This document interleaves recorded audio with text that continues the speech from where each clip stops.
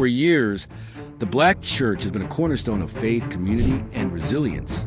But behind the pulpit, there are untold stories.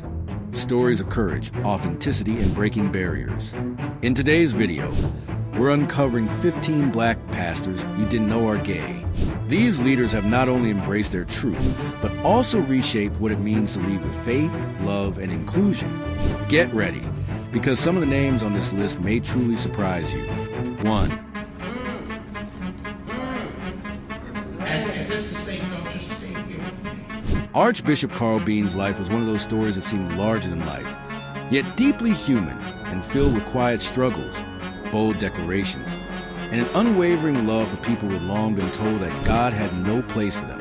Born in Baltimore in 1944, he came of age in a world where being both Black and gay carried layers of rejection, silence, and pain. But Carl Bean refused to let the shame or the stigma define him.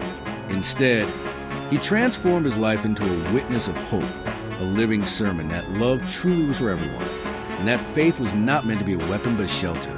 His name became widely known in the late 1970s because of a song that shook both church walls and nightclubs, a song called I Was Born This Way. It was unapologetic, it was celebratory, and it was decades ahead of its time. At a time when being openly gay was seen as scandalous and even dangerous, Bean declared without shame that he was made this way by God's own design. That single act of defiance and joy planted a seed of freedom in thousands of people who had lived under the heavy cloak of secrecy. For many, hearing that song was the first time they heard someone say aloud what they had long whispered inside, that their existence was not a mistake. But Bean's legacy did not stop at music. His calling was much deeper, tied to the soul of the church and the wounded hearts that the church had cast away. In Los Angeles, in the midst of the AIDS crisis and the cries of a community struggling for survival, he founded the Unity Fellowship Church movement in 1982. It was not just another church. It was a refuge for Black and brown LGBTQ plus people who had been told over and over again that God could never love them. Bean's vision was radical because it placed the rejected at the center.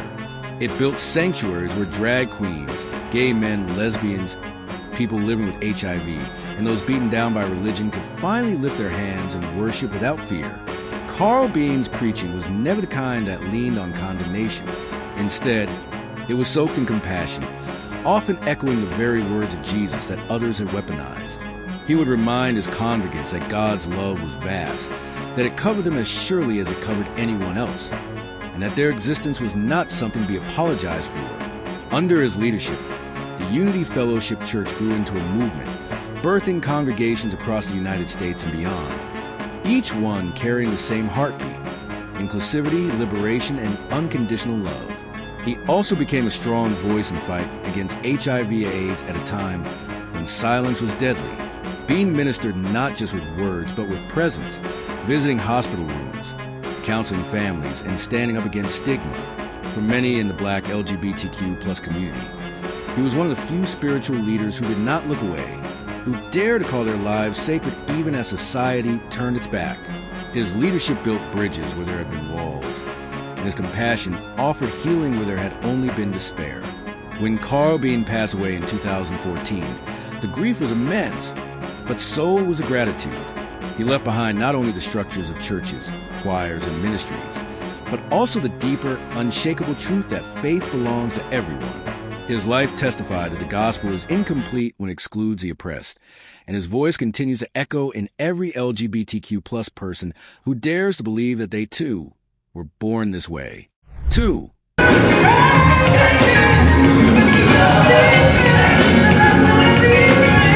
Bishop Yvette Flunder's journey is one deep faith, fearless truth-telling, and a relentless commitment to creating a spiritual home for those who have been cast aside.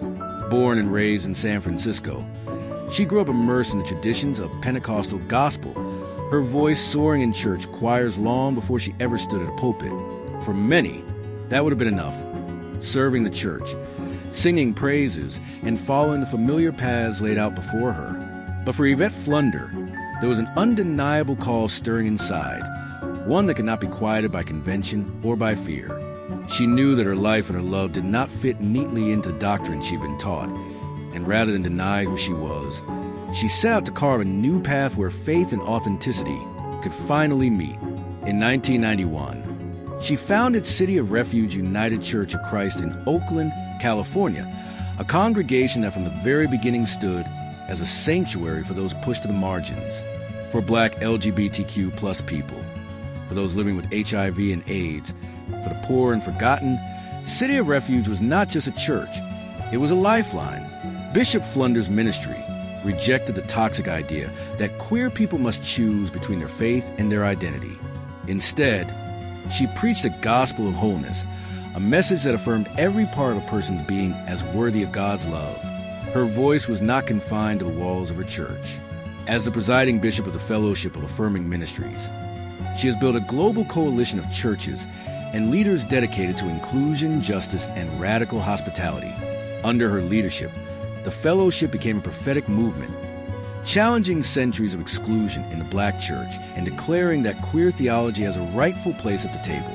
Bishop Flunder's vision has inspired countless pastors and leaders to open their doors wider, to move beyond old fears, and to embrace the fullness of God's creation. What sets Bishop Flunder apart is her ability to blend prophetic courage with pastoral care. She has never shied away from addressing the wounds caused by church traditions that weaponize Scripture against LGBTQ plus people, but she does so with a heart that seeks reconciliation, not revenge.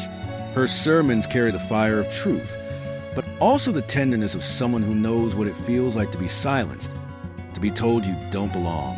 Her ministry is about healing those wounds, about reminding people that they're not only accepted but celebrated. She has also been a tireless advocate during the HIV/AIDS crisis, standing with those who were abandoned in their suffering. At a time when stigma silenced too many, Bishop Flunder was present in the hospital rooms, in the community centers, and at the funerals where love was desperately needed. Her compassion was not theoretical. It was embodied, active, and unwavering. 3. The narratives about the itinerant Rabbi Jesus lift up Reverend Cedric A. Harmon's life and ministry are a living testament to the power of persistence, to the quiet but steady work of building bridges where others have burned them down. He was raised within the traditions of the Black church, steeped in the hymns, sermons, and community that have shaped generations. Yet, like so many other queer people of faith, he came face to face with the painful contradiction of being nurtured by an institution that often refused to embrace the fullness of who he was. Instead of walking away from faith altogether, he chose a more difficult path. He chose to stay, to fight for justice from within, and claim a space where Black faith and LGBTQ plus identity could exist side by side without shame.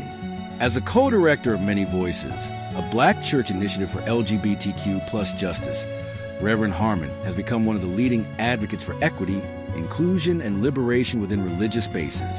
His work is not only about policy or programs, it is about transforming hearts and minds.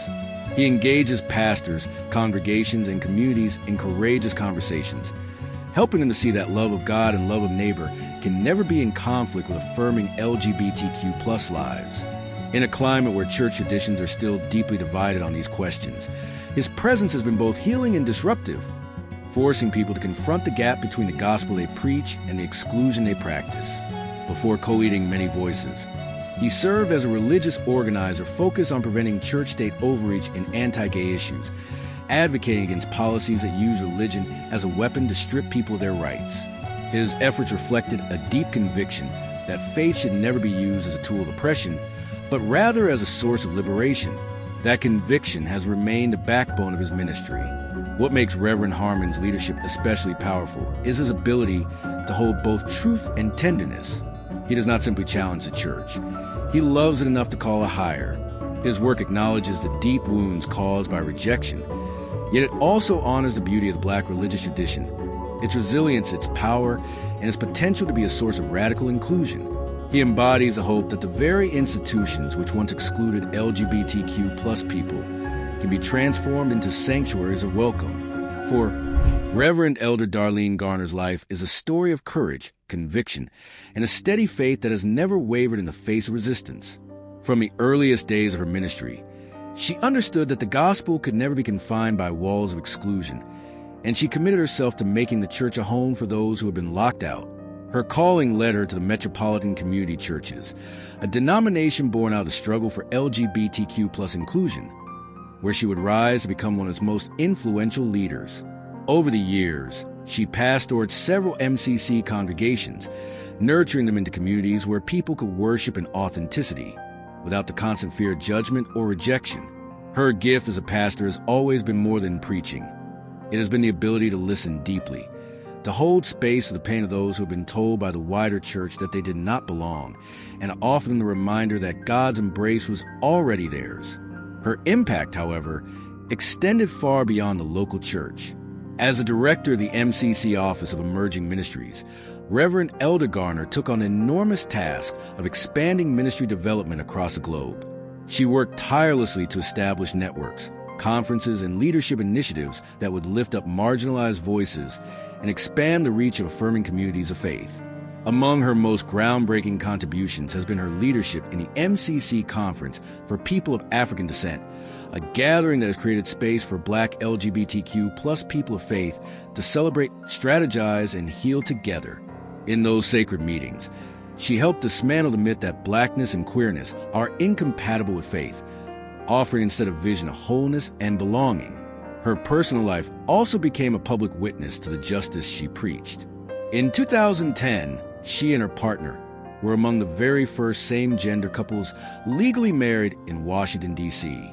That union was more than a personal milestone. It was a declaration to the world that love, commitment, and covenant belong to all, not just to those who fit into narrow definitions of family. For many who had never seen their own love reflected in the sanctity of marriage, her courage and visibility were transformative. 5. Reverend Candy Holmes has spent her life weaving together faith, justice, and love into a ministry that speaks directly to the hearts of those who have been silenced. Her story is one of resilience and purpose, born out of conviction that the gospel is not complete unless it brings healing to the wounded and liberation to the oppressed. From her early years in the Black church tradition, she knew the power of community and the deep comfort that worship could bring. Yet she also felt the sting of rejection that comes when one's identity does not align with rigid doctrines. Instead of walking away, she chose to stay and to reimagine the church as a place where all of God's children could belong. Her ministry found fertile ground within the Metropolitan Community Churches, a denomination that from its very inception sought to embrace LGBTQ plus people of faith. Within MCC, Reverend Holmes rose into leadership, offering not just her organizational gifts, but her spiritual vision for a church that heals and empowers. As chair of the MCC Conference for People of African Descent, she helped create one of the most vital spaces for Black LGBTQ plus Christians, a gathering where the fullness of identity could be celebrated, where testimonies of survival could be honored, and where theologies of exclusion could be dismantled. Through that work, she helped show the world that the intersection of Blackness, queerness, and faith is not a contradiction, but a source of profound strength and beauty. Reverend Holmes has always framed her work in terms of liberation theology, but she gives a unique expression that is deeply pastoral. For her, theology is not just about ideas or doctrines, it is about what sets people free. She has continually asked the question, does this gospel heal or does it harm? And if it harms, then it must be challenged, reshaped, and reclaimed in the name of love. Her preaching and teaching are filled with that spirit, calling people into wholeness, urging communities to dismantle systems of exclusion, and offering a vision of God who delights in diversity.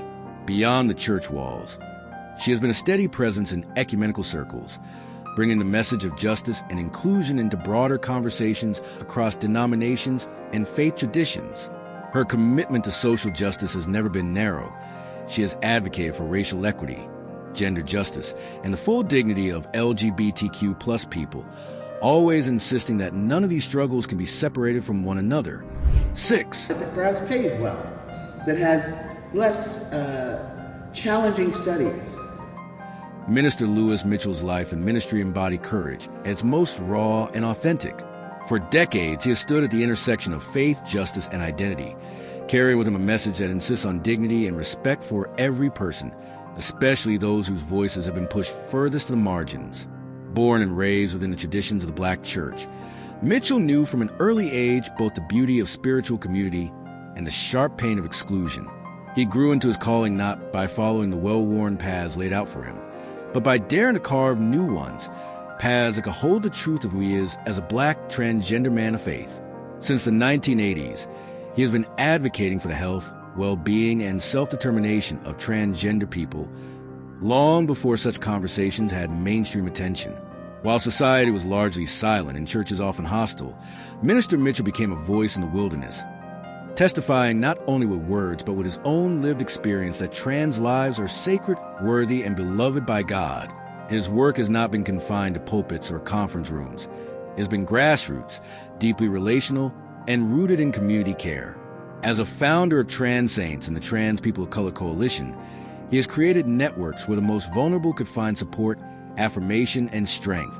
These spaces are not just organizations but lifelines, where transgender people of faith can come together to heal from trauma, celebrate identity, and find resilience in community. His leadership within Trans Faith, where he serves as a community engagement consultant, further extends that vision, building bridges between faith communities and transgender people, challenging traditions that cling to exclusion, and calling leaders to honor the image of God in every human being. One of the most powerful aspects of Mitchell's ministry has been his engagement with the Black church around issues of mental health, recovery, and healing. He knows firsthand the weight of silence, the toll of rejection, and the struggles faced by those navigating both racial injustice and transphobia. He has been open about the importance of recovery work, of tending to mental health, and of offering practical tools of resilience for communities carrying generations of trauma. In doing so, he has helped shift the conversation within churches, encouraging a faith that does not dismiss suffering, but instead walks alongside it with compassion and care. Minister Mitchell's style of leadership is deeply pastoral. He does not come with arrogance or distance, but with presence. He listens, he shares a story, and he invites others to see themselves as whole and holy. For countless transgender people who have been told they are unworthy of God's love, his ministry has been a source of healing, a reminder that a God who made them does not make mistakes. 7. Reverend Jonathan Thunderword's ministry has always been rooted in struggle, but also in deep hope. As a Black transgender man of faith, he has carried the weight of multiple battles against racism, against transphobia, against the silence of the church in the face of suffering. Yet through it all, he has chosen not only to resist but also to build, to create spaces of belonging where the rejected can gather and find healing. His life is a testimony to what it means to be both prophetic and pastoral, standing on the front lines of justice, while also tending to the wounds of the people. In San Francisco, he founded By the Way Baptist Church, a community that from its very beginning was shaped by inclusivity and radical welcome. Unlike so many churches that demand conformity or silence, By the Way became a place where faith could be lived authentically, where transgender people, LGBTQ plus believers, and those long abandoned by religion could finally see themselves reflected in leadership. Alongside that, his work as a minister with the historic Church for the Fellowship of All Peoples, founded as the nation's first interfaith, interracial congregation, place him squarely in the lineage of those who dare to believe that God's table is wide enough for everyone. Thunderword has never limited himself to the pulpit. His ministry extends into the streets, into the urgent realities that shape people's lives. He has been a relentless fighter against police brutality targeting transgender people, speaking truth to power in a world where violence and discrimination too often go unanswered. His voice has been clear and uncompromising. The gospel has no integrity if it ignores the suffering of the marginalized. By standing with those most vulnerable to state violence, he has lived out a theology that is not abstract but embodied, demanding justice in the here and now. Alongside his activism, he has been a leader in HIV/AIDS education, particularly within communities of color and among trans people too often overlooked in public health conversations. His efforts have not only raised awareness but have offered tangible resources, hope, and support to those living under the weight of stigma. By combining education with ministry, he has insisted that caring for the body is just as sacred as caring for the soul. What makes Reverend Jonathan Thunderword's journey especially powerful is the way he holds together prophetic and the pastoral. He is fierce when confronting systems of oppression, yet gentle when sitting with someone in grief. He can raise his voice against injustice and also lower in prayer with someone who feels forgotten. That balance is what makes him a trusted leader, not just in church circles, but also in interfaith and activist communities. 8.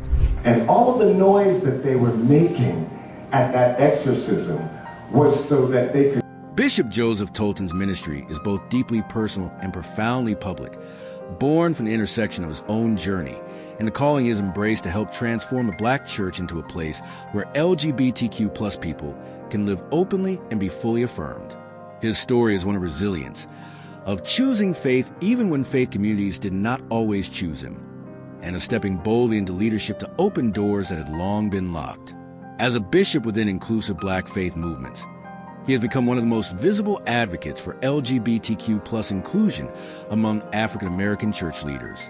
His work has not only been about advocacy from a distance, but about walking directly with pastors and congregations, guiding them through the difficult but necessary work of reconciling theology with humanity.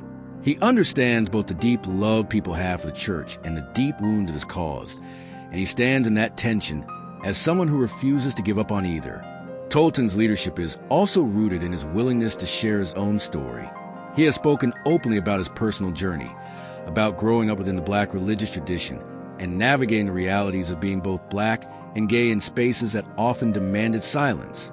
By offering his truth, he has given permission for countless others to begin speaking theirs. His transparency is itself a ministry, a reminder that authenticity is holy and that liberation begins when shame is shattered by truth. 9. Reverend Dr. Brandon Thomas Crowley's story is one of courage, brilliance, and a deep love for the church that raised him, even as he has challenged it to evolve into something more expansive and inclusive.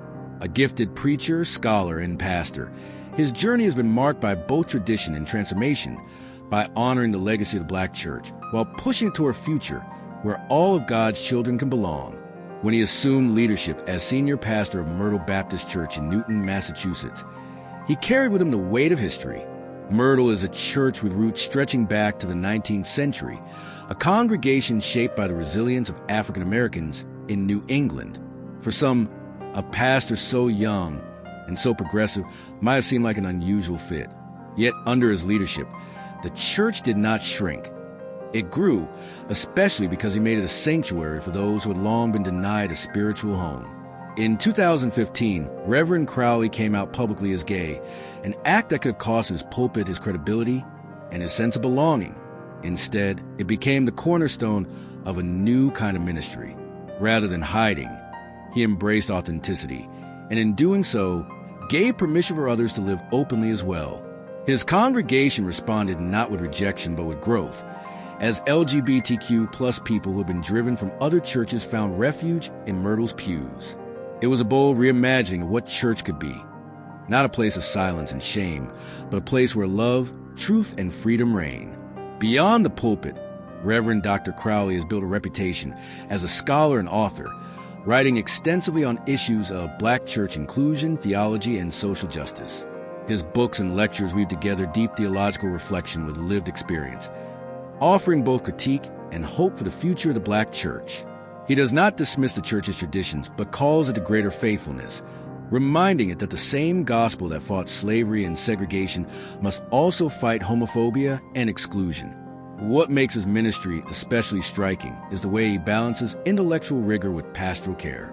In the academy, he speaks with the precision of a scholar, laying out the theological arguments for inclusion.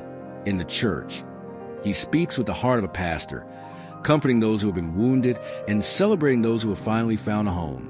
That balance has made him a trusted leader, not just in his own congregation, but across communities searching for models of inclusive leadership. His work has not been without opposition. To stand openly as a gay Black pastor in America is to invite criticism, misunderstanding, and sometimes hostility. Yet Reverend Crowley has met those challenges not with bitterness, but with resilience. He has kept his eyes fixed on the larger vision of a church that is truly welcoming, a vision rooted in the radical love of Christ. 10. Reverend Joseph Wallace Williams' ministry is a story of first, of courage, and a faith lived openly in the face of traditions that for generations demanded silence. In 2012, when he became the first openly gay Black man ordained in the Episcopal Church in Louisiana, it was not just a personal milestone, but a watershed moment for a denomination still wrestling with the full meaning of inclusion.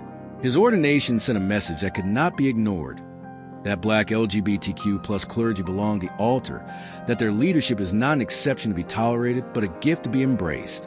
Now serving as the head pastor of the Church of St. Luke and Epiphany in Philadelphia, Reverend Wallace Williams has continued to live out that calling with both boldness and tenderness. His congregation has become a place where faith and authenticity meet, where the wounds of exclusion can be tended to, and where the beauty of diversity is not only acknowledged but celebrated. His ministry is marked by a dual commitment to racial justice and queer affirmation, because for him, the two are inseparable. He knows from his own experience that the struggles against racism and homophobia are intertwined, and that liberation must always be holistic. What sets his leadership apart is the way he embodies both prophetic vision and pastoral care. He does not shy away from naming the ways the church has failed its people, particularly its LGBTQ+ and Black members. Yet he pairs that truth-telling with a vision of what the church can become, a true sanctuary, a place of healing and empowerment. His sermons and his presence call people not only to reflect on God's love, but to act on it, dismantling systems of oppression in both sacred and public spaces. Reverend Wallace Williams' journey has also been about representation. For young Black LGBTQ+ people discerning their place in the church, his visibility is transformative. He is living proof that one does not have to choose between identity and calling, between being fully oneself and fully faithful. His story pushes back against generations of silence, saying to a new generation, the pulpit is wide enough for you, too. In Philadelphia, his ministry extends beyond the walls of the church. He has engaged in interfaith outreach, community organizing, and advocacy, recognizing that the role of the pastor is not just to care for souls, but to stand alongside people in their struggles for justice and dignity. Whether in conversations about race, sexuality, or the broader fight for equity, his voice carries the authority of lived experience and the compassion of a shepherd. His life is not without challenges.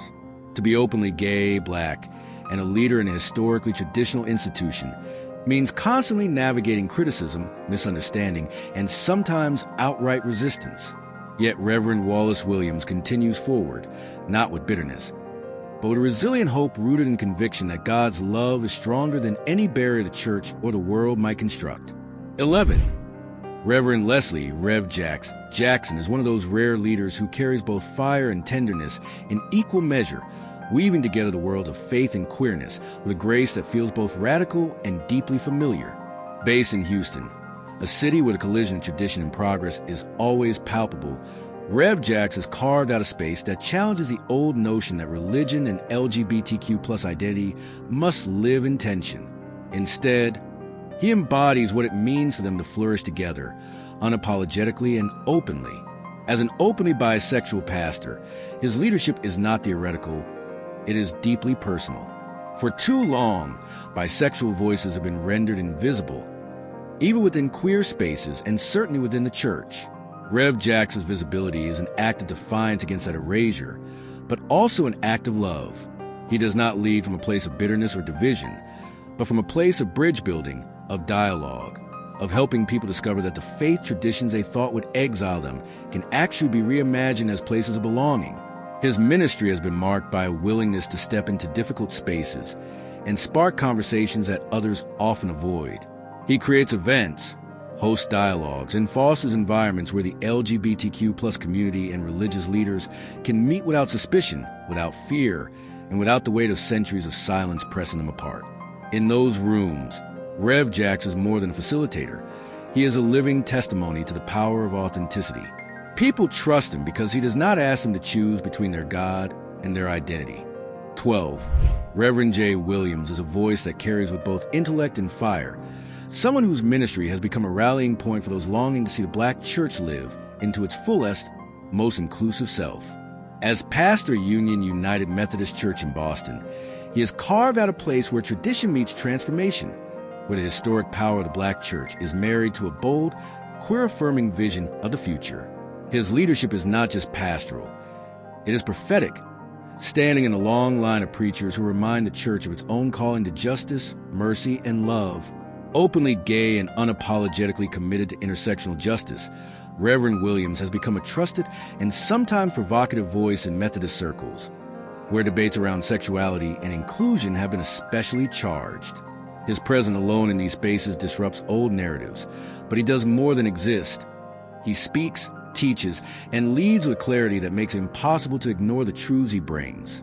He insists that the gospel cannot be partial, that it cannot embrace racial justice while ignoring queer liberation, or affirm gender equality while keeping LGBTQ plus people at the margins.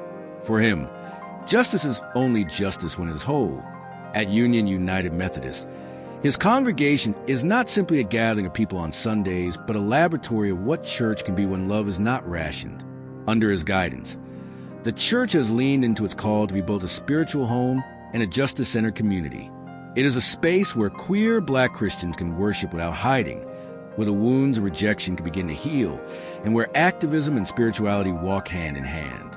For many, Union UMC is a sanctuary not just in the religious sense, but in the truest sense of the word, a refuge.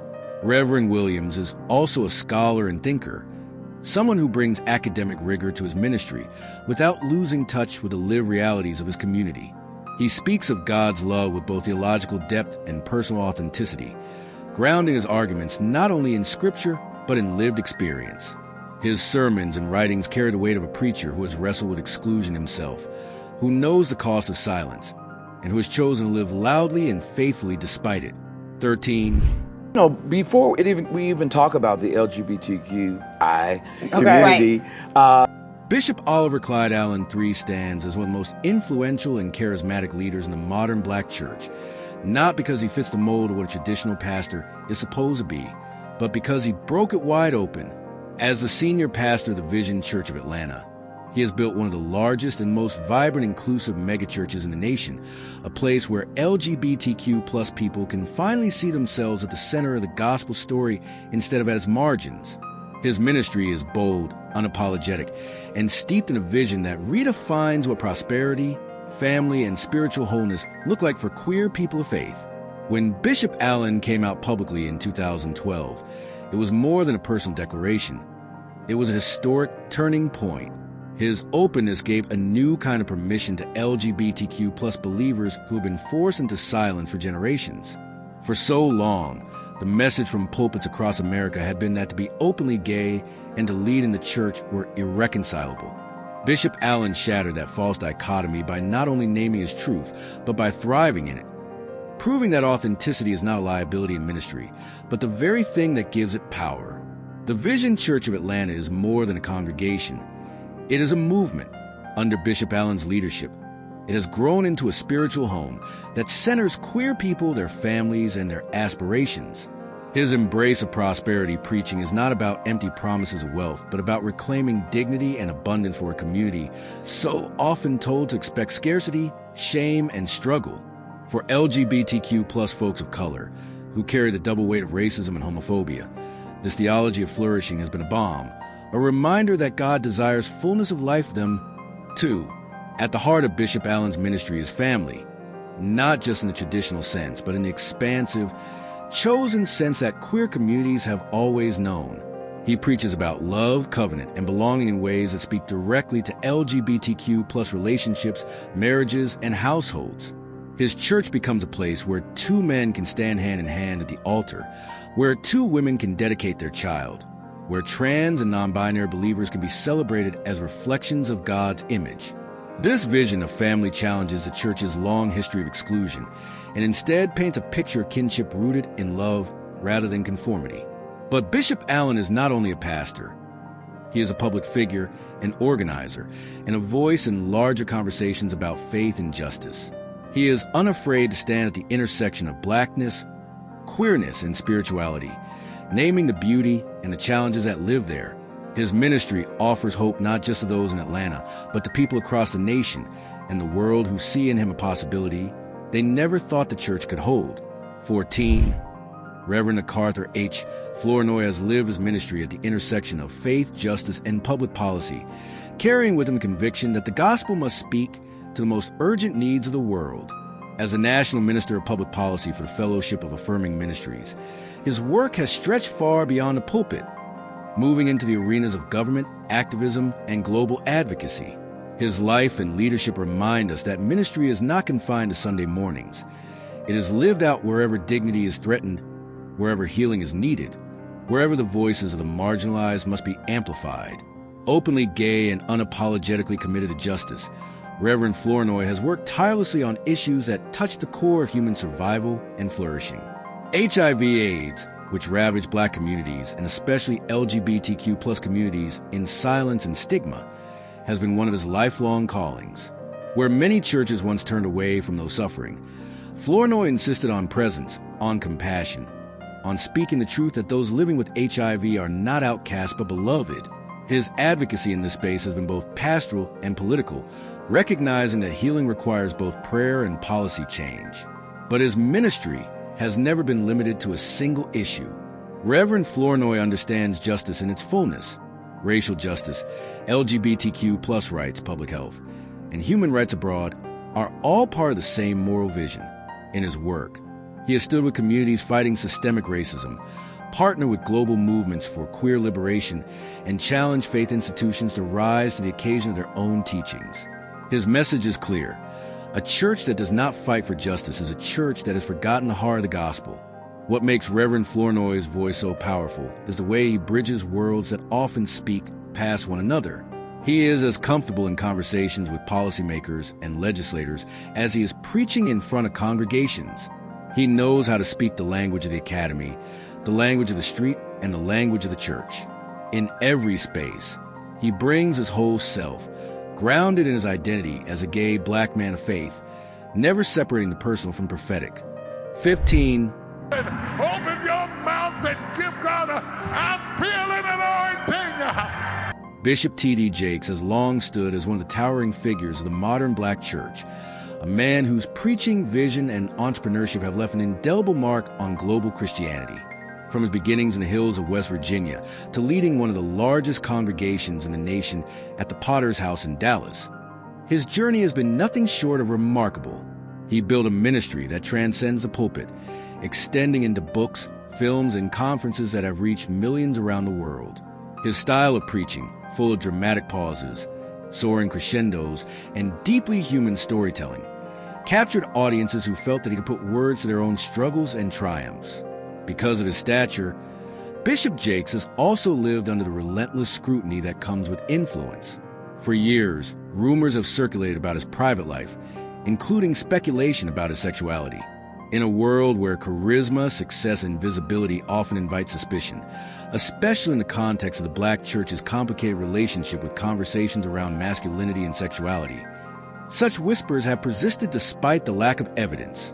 Jakes himself has never claimed such an identity, and his record of ministry, writings, and family life reflect a man committed to his calling as he understands it. What makes the presence of such rumors significant is not necessarily what they say about Jakes, but what they reveal about the church and its culture. They reflect the tensions around leadership, the difficulty many have in reconciling spirituality with sexuality, and the suspicion that arises whenever a figure of influence seems larger than life.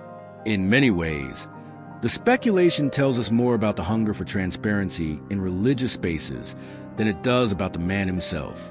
Beyond the noise, Bishop Jakes' legacy is undeniable. He is a builder of churches, of businesses, of platforms for countless others to rise. His Woman, Thou Art Loose conferences opened space for women's voices in church. His films and books broke barriers for gospel-centered storytelling in mainstream culture. His Sunday sermons have lifted those burdened by poverty, loss, or despair. Even critics cannot deny that he reshaped the possibilities of what a pastor could be in the modern age.